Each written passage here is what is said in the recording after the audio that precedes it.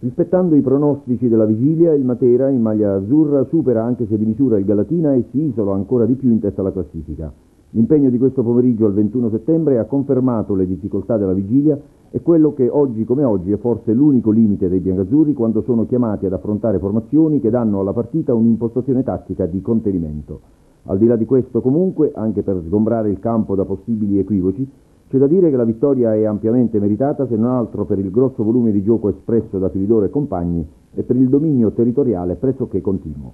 Le conclusioni a rete, è vero, non sono state molto numerose, ma il gol di Caldarola ha sancito un successo che non fa una piega.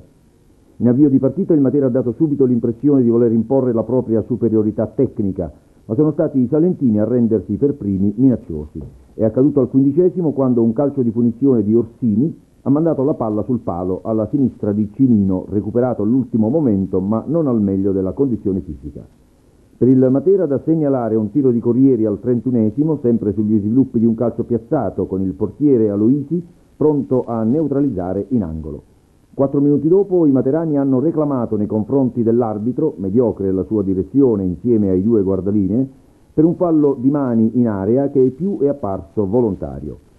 Stessa musica nel secondo tempo, con in più una maggiore concretezza dei padroni di casa che al 4° minuto sono andati ad un passo dal gol con Corrieri a conclusione di un'azione lineare. Il tiro a volo ha colpito l'incrocio dei pali. Il gol è stato rinviato di 6 minuti da un cross dalla destra di Caputo, anche oggi tra i migliori.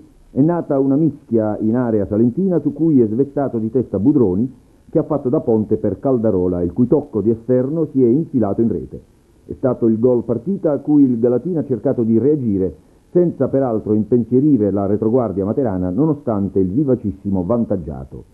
Il Matera ha quindi controllato senza affanno fino al termine, conseguendo una vittoria importantissima, il cui significato va oltre lo striminzito punteggio.